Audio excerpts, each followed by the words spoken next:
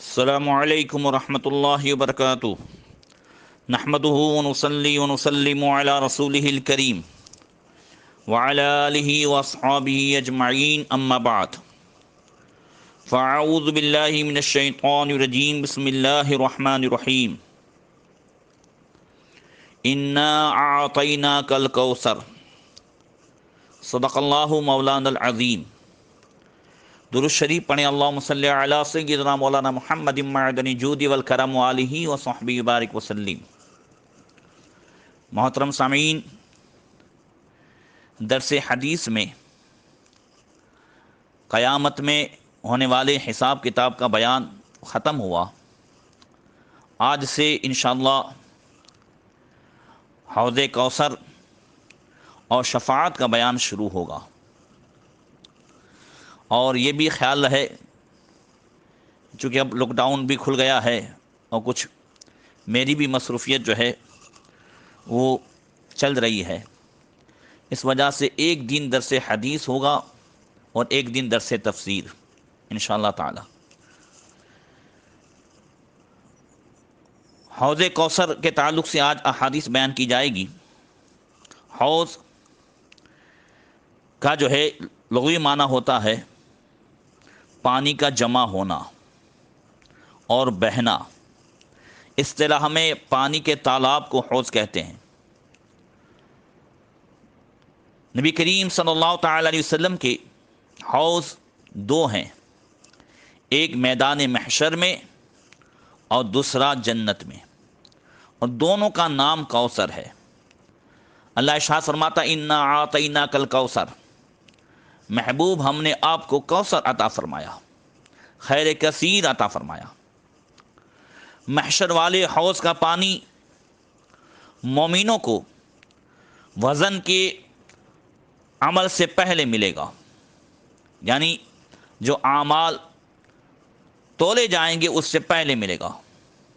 تمام نبیوں کے الگ الگ حوض ہوں گے، حضور کی حوض کا نام کوثر ہے۔ اور بعض شارحین حدیث نے فرمایا کہ حوض کوثر ایک ہی ہے جنت میں، وہاں سے ایک نہر میدان محشر میں آئے گی۔ حضرت انس رضی اللہ تعالیٰ عنہ سے روایت ہے، کہتے ہیں کہ اللہ کے رسول صلی اللہ علیہ وسلم نے ارشاد فرمایا بینا انا اسیر فی الجنہ اذا انا بنہر حافتاہ الدر المجوف قلت ما ھذا یا جبریل قال الکوثر الذی اعطاک ربک فاذا طینہ مسک اصفر۔ یہ بخاری شریف کی روایت ہے۔ حضرت انس فرماتے ہیں کہ اللہ کے رسول صلی اللہ علیہ وسلم نے فرمایا کہ جب ہم جنت میں سیر فرما رہے تھے، سیر کر رہے تھے، تو ایک نہر پر پہنچے جس کے کناروں پر موتی کے خیمے تھے۔ ہم نے کہا اے جبریل یہ کیا ہے؟ حضرت جبریل امین نے عرض کی یا رسول اللہ یہ وہ کوثر ہے جو آپ کے رب نے آپ کو عطا فرمایا، اس کی مٹی خالص مشک تھی۔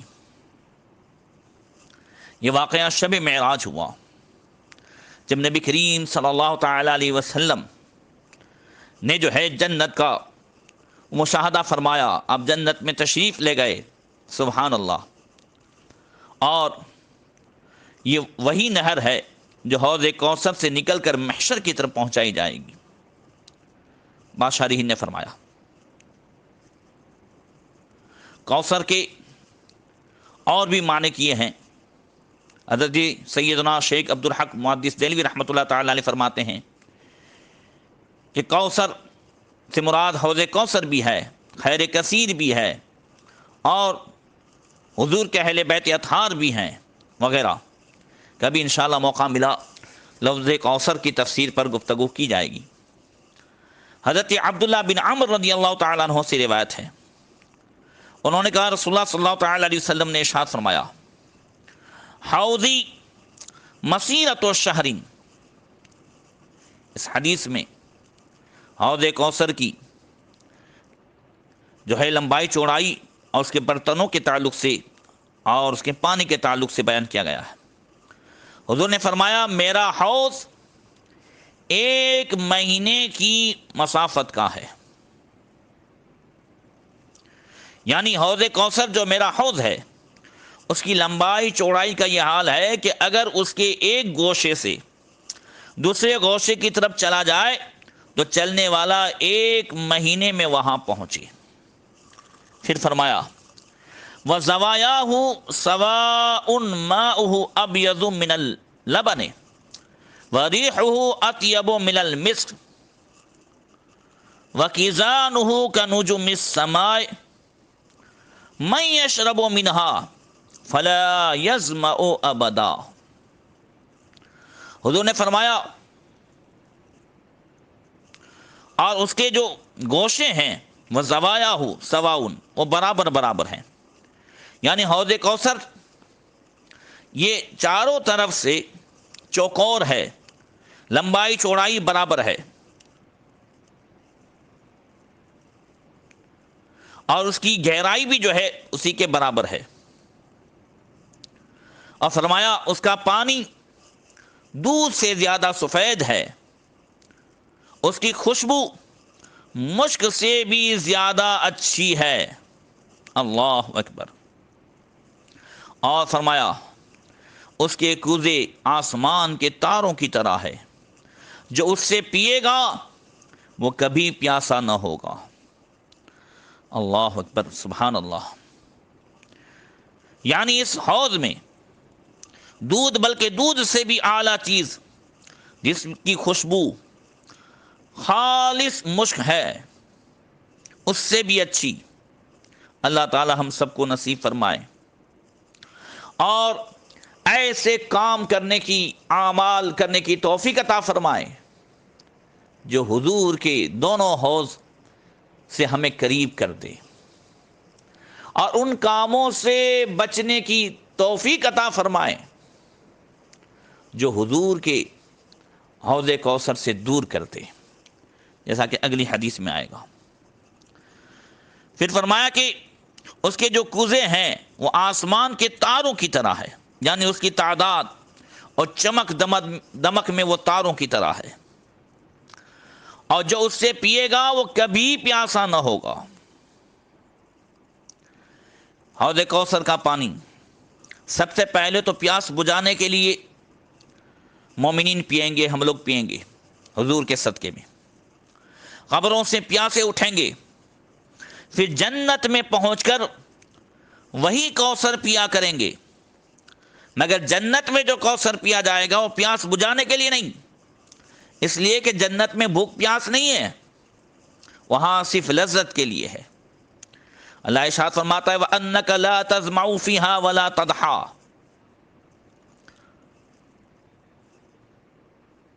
مگر بغیر پیاس کے بھی اس کے پینے میں لذت آئے گی، جیسے بغیر بھوک وہاں کے پھل کھانے میں مزہ آئے گا۔ دنیا میں بغیر بھوک پیاس غذا و شربت میں مزہ نہیں آتا، مگر جنت میں نہ بھوک ہوگی نہ پیاس ہوگی، مگر پھل کھانے میں بھی مزہ آئے گا، اور حوض کوثر سے پینے میں بھی مزہ آئے گا۔ اللہ اکبر۔ وَلَكُمْ فِيهَا مَا تَشْتَهِي أَنفُسُكُمْ وَلَكُمْ فِيهَا مَا تَدَّعُونَ، جنت میں تو وہی ہوگا جو تم خواہش کرو گے، شرط یہ ہے کہ یہاں اللہ رسول کی خواہش پر چلو، یعنی ان کے فرمان کے مطابق چلو۔ حضرت ابو ہریرہ رضی اللہ تعالیٰ عنہ سے روایت ہے کہ اللہ کے رسول صلی اللہ تعالیٰ علیہ وسلم نے ارشاد فرمایا ان حوضی ابعد من ایلا من عدن، حضور نے فرمایا میرا حوض زیادہ بڑا ہے ایلا سے عدن تک کے فاصلے سے۔ یہ ایلا جو ہے یہ سیریا اور یمن کا وہ سرحدی شہر ہے جو کوہ طور کے پاس ہے۔ یہاں سیریا کا علاقہ ختم ہو جاتا ہے، اور عدن جو ہے یہ سیریا کے جو بیچ کے اس میں ہے، وہ وہاں کا دارالخلافہ ہے، یعنی وہاں کی راجدھانی ہے۔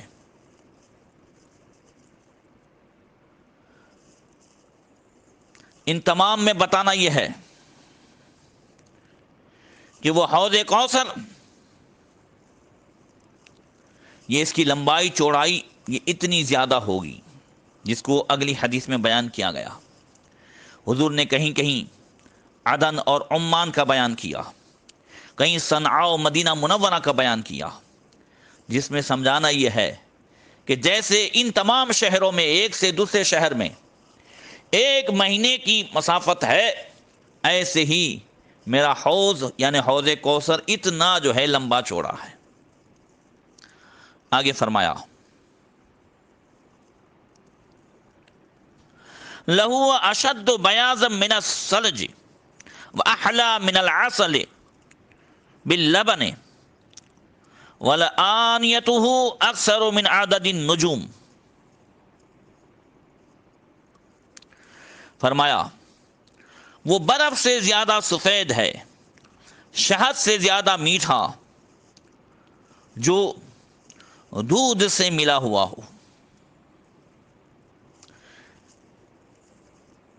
تو برف سفید بھی ہوتا ہے اور ٹھنڈا بھی، تو وہاں کا پانی بھی ایسا ہی ہوگا، اس لیے حضور نے برف سے تشبیہ دی۔ اور دودھ شہد سے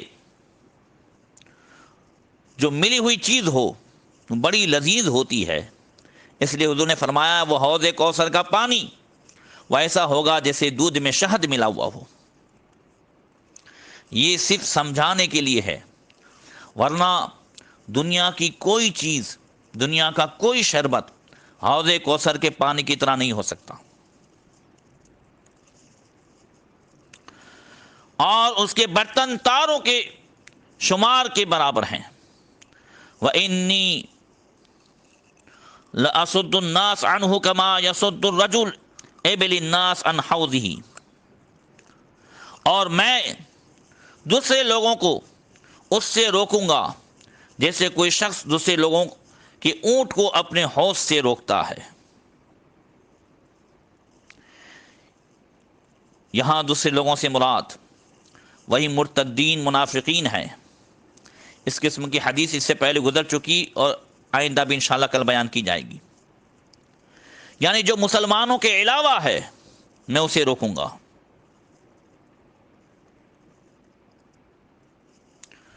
اور بعض شارحین حدیث نے فرمایا کہ اس سے دوسری امتوں کے مومنین مراد ہوں، کیونکہ ہر نبی کا حوض الگ ہوگا، ان میں اپنی امت ہی ان کے حوض پر پیے گی۔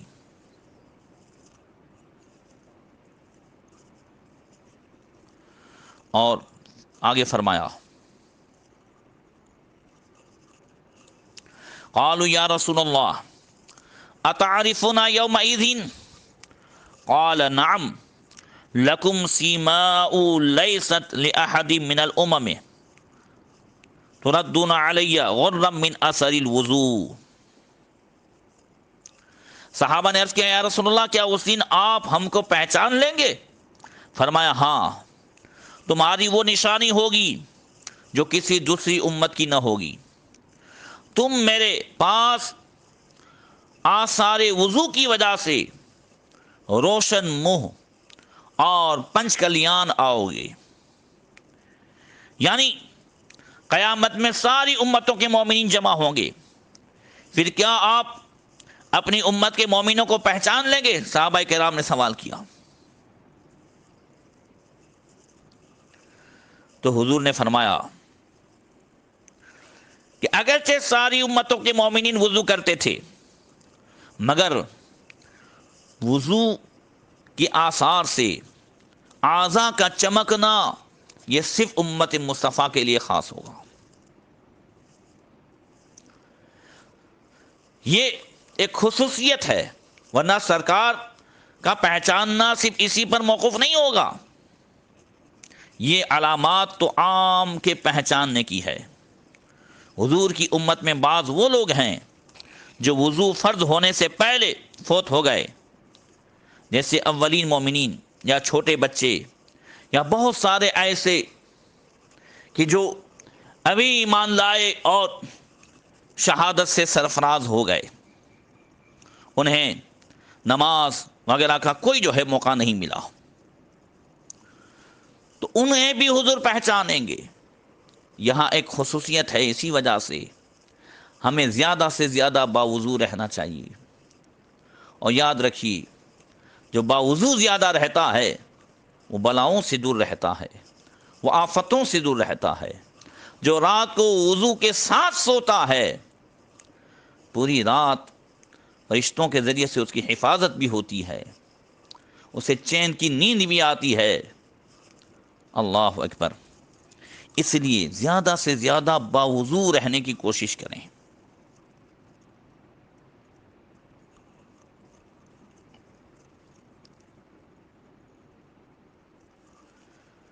انشاءاللہ تبارک و تعالی آئندہ کل اور مزید جو ہے احادیث بیان کی جائیں گی حوض کوثر اس کے بعد جو ہے پرسوں حوض کوثر و شفاعت کے تعلق سے آئندہ کل درس تفسیر بیان کیا جائے گا۔ اللہ تبارک و تعالی ہمیں وہ کام کرنے کی توفیق عطا فرمائے جس سے ہم حضور کے دونوں حوض سے پانی پینے کے مستحق ہوں۔ السلام علیکم ورحمۃ اللہ وبرکاتہ۔